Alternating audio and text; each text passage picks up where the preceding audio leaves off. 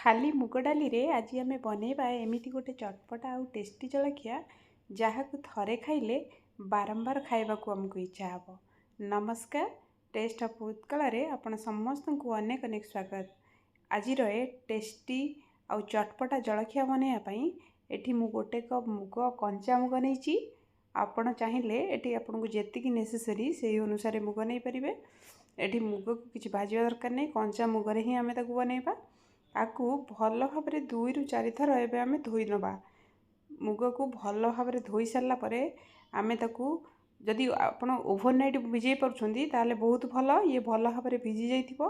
जदि पाखरे बहुत टाइम कम अछि ताकू गरम पानी रे 1 घंटा कि 1.5 घंटा भिजे देले से भल भाव भी भिजी जिवो। एबे एटी मुग को भल भाव मु एबे धोई नैची।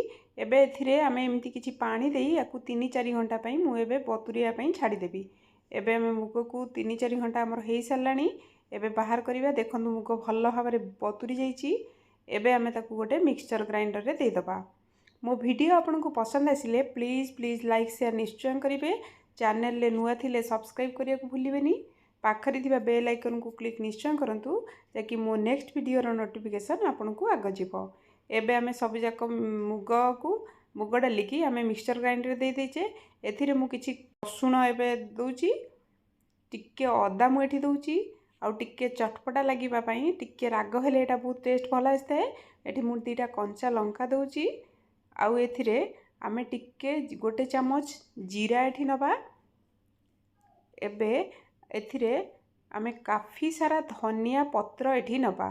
धनिया पत्र जहा की कलर बहुत बढ़िया आसी थाए। देखिबा को आमे तो प्रथमे आखिरे ही खाई थाउ, देखियो के बहुत सुंदर देखा जाय थाए। आ टेस्ट भी धनिया पत्र देले बहुत बढ़िया आसी थाए। यार टेस्ट भी बहुत भल लगी थाए। एबे आमे एथिरे धनिया पत्र किछि दबा। एथिरे आपन टिके चाहिए धनिया पत्र को एमती मझिरु दिखलिया काटिक भी पकेबे। डायरेक्ट जदि पकोछन्ती एमती अल्प टिके पानी देले, पानी बेसी देबेनी।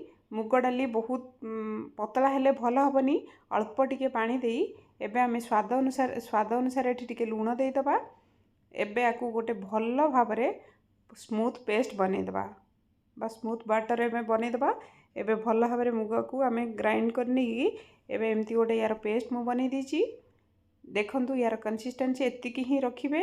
याठू बेसी पतला हेले मुगर आमे जो चकुली बनैबा सेटा टिके मझिरु एमती छिंडी जिवो। तेणु यार बेसी पतला करिबेनी, याठू मोटा भी करिबेनी। एतिकी बैटर एतिकी पतला रहिले ही भल आसीबो। तो एबे आमे ताकू गोटे एमती बाउल को बाहर करनबा। आपण भी जदि माने सकाळु सकाळु कि आपण चटपटा और टेस्टी खाइबा को इच्छा होची एमिति बनातु मुग डाली रे अति टेस्टी जलखिया।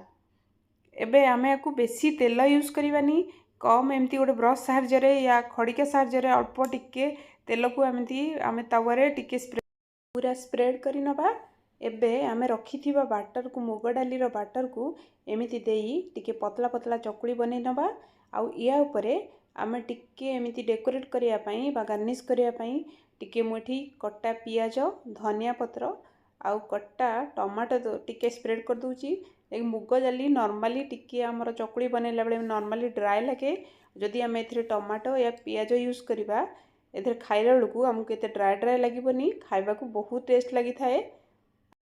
आउ सबुठारु बड़ा कथा है ये बहुत कम समय भितर आपण एमिति गोटे जलखिया बनै परिबे। एबे आपण चाहिए एमिति यार टिके तेल चारिकर स्प्रेड करि परिबे। आ जदि आपण कम तेल यूज करूछंती एठी आपण तेल को स्किप कर दे परिबे। एबे हमर बोथ साइड चकुली की आमे टिके दीपट साइड एमिति एपट सेपट करनबा जाकि भल भाबरे बोथ साइड टिके सिझी जिवो बा भल रे हेई जिवो। एबे हमर मुग चिल्ला बा मुग चकुड़ी भल भाव हो गलानी। याकू बाहर कर नहीं पुणी आमे एमती आउ गोटे थर बैटर दे दबा। एमिति करी आमे गोटे गोटे करी सब जाक चकुड़ी की एबे बा चिल्ला को भल भाव बनै नबा। आमर सकाळु सकाळु जल्दी रे जदि एमिति गोटे टेस्टी जलखिया बनैया पे इच्छा होची ताहले निश्चय आपण ट्राई करंतु। आ केमिति हैला मते कमेंट बॉक्स रे निश्चय जानतु। एबे आमर भल भाव बनिक रेडी हो गला आमर मुग चिल्ला बा मुग चकुड़ी बा मुगर अति टेस्टी जलखिया।